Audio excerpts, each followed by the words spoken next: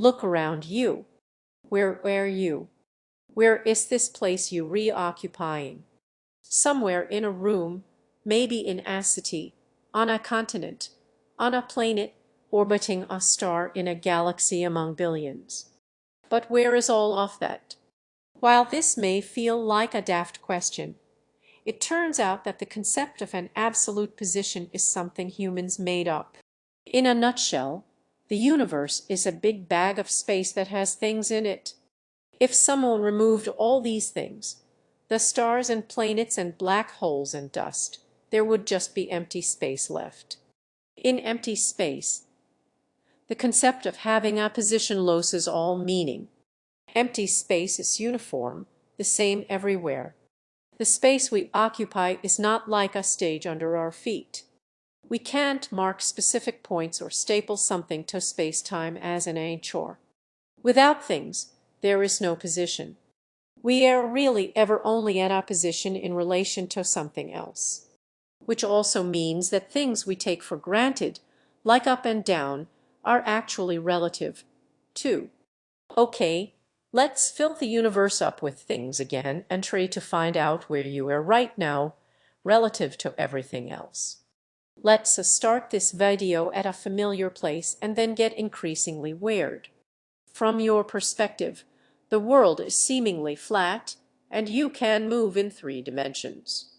It's what physicists call a frame of reference, the perspective you have of the universe and how you see things moving around you where your up and down is. Your frame of reference is correct for you, but not for the rest of the universe. Around 5 kilometers from you, where the horizon begins, the ground noticeably curves away from you. If you could see through the ground, you'd see people from below or sideways. But they don't fall down off the planet because gravity doesn't actually pull them down. Down is an illusion of your reference frame. To Earth's reference frame, gravity just pulls in. But for humans, there is an up and down, because within our frame of reference, that just makes sense. Which is also why we think that the planet itself has an up and down, north and south, and we made our maps accordingly. But an observer looking at the solar system might disagree. Our maps make sense to us because we reused to them, not because they are correct. Okay, so this is step 1. Your position on what feels like a flat surface, but is actually a sphere. But this sphere is always moving, never staying in one position.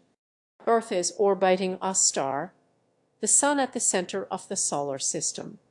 While we usually imagine this is pretty orderly, someone looking at us from the outside would see something pretty messy. To see this more clearly, we all exaggerate all these movements. This is not to scale.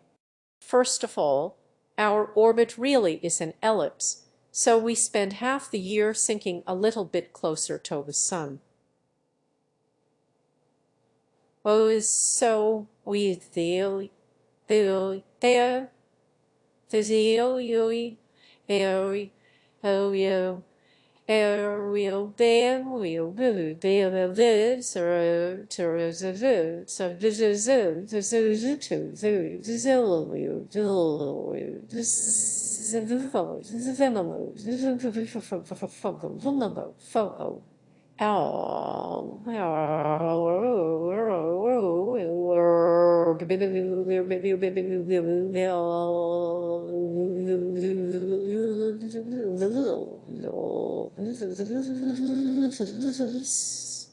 speeding up, and half the year rising up a bit and slowing down. And the ellipse itself changes its shape every 100,000 years too. And in another cycle of 112,000 years, the ellipse itself is drifting, which at least creates a beautiful shape. In the end, we get an orbital path that looks like a wobbly circle with wavy edges. It gets worse as the moon now starts to mess things up too. As the moon is a pretty massive thing, it pulls on Earth. It's a pretty Both objects orbit their common center of gravity that lies around 4,700 kilometers off to the side of Earth's core. In practice, this means that as the moon orbits Earth, it's jerking Earth around a bit, enough to make it jiggle. Okay, so you're standing on the surface of a rotating planet that is jiggling around the sun in an elliptical orbit that changes a bit every year. But who's to say the Earth is right? From the perspective of the sun, the plane of the solar system is arbitrary. The sect is solid of the law, the verb stove, the verb the truth, the plane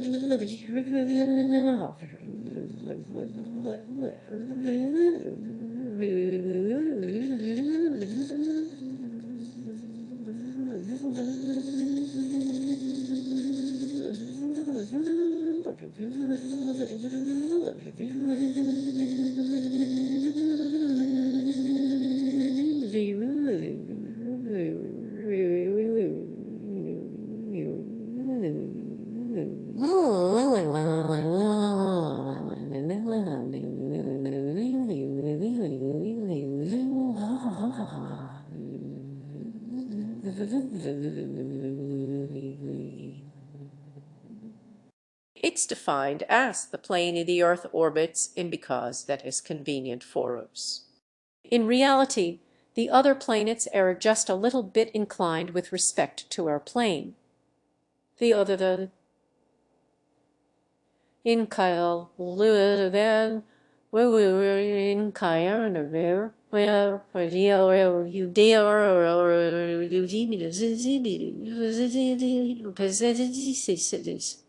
from their point of view, we really ones with a slightly bent orbit. But this isn't it. Far from it. The solar system as a whole is orbiting the center of the Milky Way galaxy. If we look at the Milky Way, we can clearly make out a galactic plane in which the solar system orbits the center every 230 million years. But of course, it's not that simple.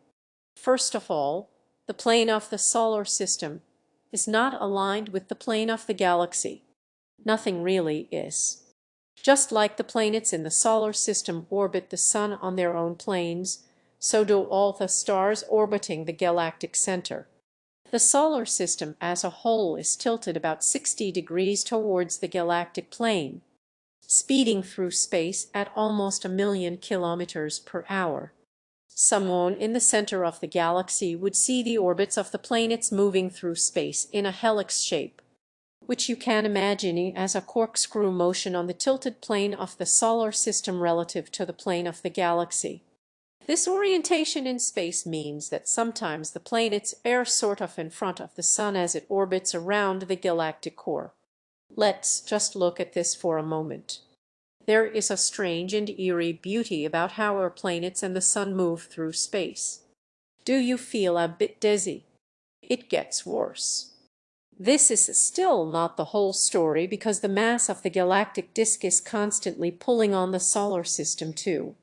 Like a drunk dolphin, we diving down and shooting up hundreds of light years through the galactic plane 10 times every orbit.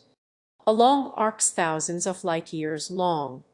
We haven't mapped this motion out completely, as it takes the solar system tens of millions of years to go up and back once. And well, humanity is not that old. Let's look at your relative position again. On a planet tilted towards the sun, jiggled around by the moon. The solar system tilted towards the galactic plane, moving forward in a helical shape, diving up and down through the plane.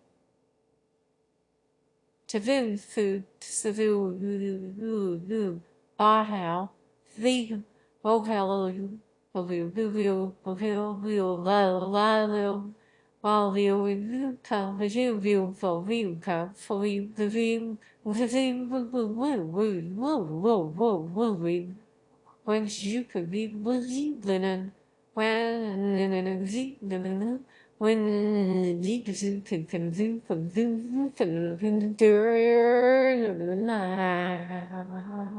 which word? The word I took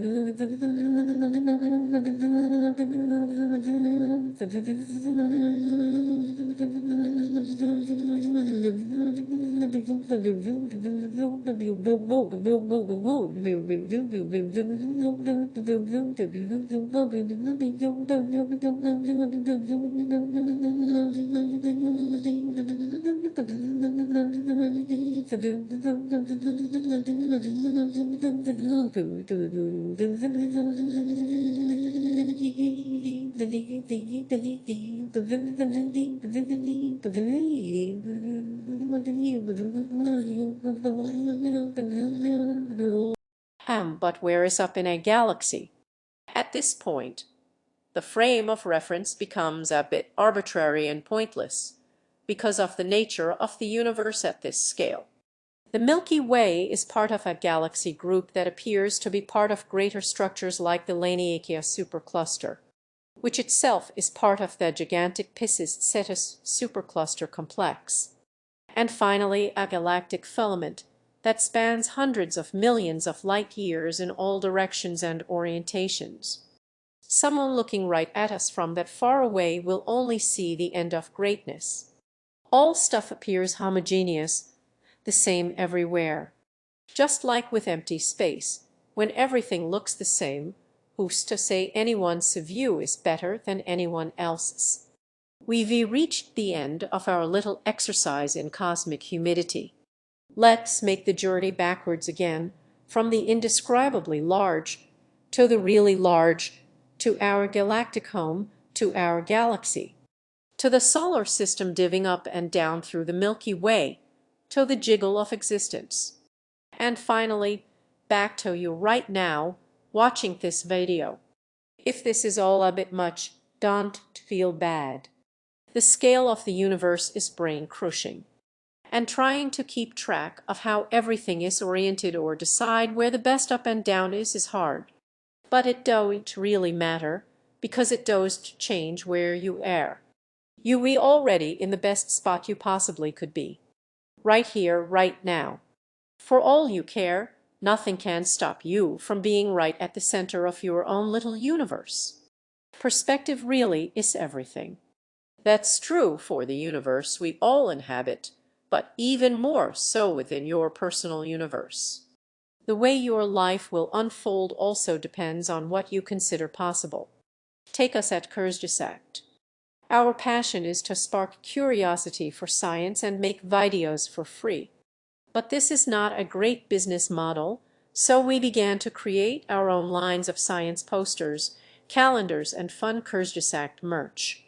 Pieces of Kurzgesagt that you can take home and touch. And we redoing this with Shopify, who were also so kind as to sponsor this video, which delighted us because we've been using their platform for years now. Shopify is an e-commerce platform that allows you to start and grow your business. And by starting a business, we really do mean from scratch. If you want to sell your handmade ceramic mugs out of your bedroom today, you can. You so Oh well, yo, better do. Oh well, you tell you to you do you oh so we go mom I you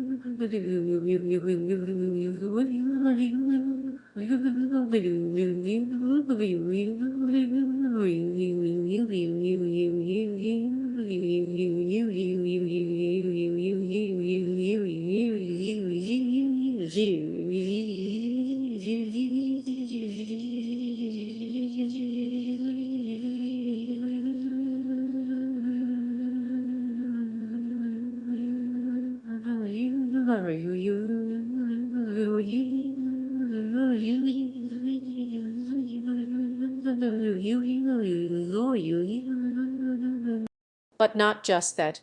If you want to scale your one-man show to a sizable team, then Shopify has the tools to support you on your journey. Now you just have to get started. Go to shopify.com/Kurzgesagt to get a free 14-day trial. If you think that this idea doesn't apply to you and your ideas are too small, we want to encourage you to think again. The first video on this channel was a university project and Kurzgesagt itself was a creative outlet.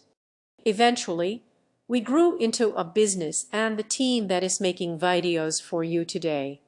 And all of that just because we wanted to try out something new. This is exactly the sort of thing that Shopify is determined to support, and you can build your own thing with it. After all, whether your idea is still just a dream or might turn into a plan today is also just a matter of perspective.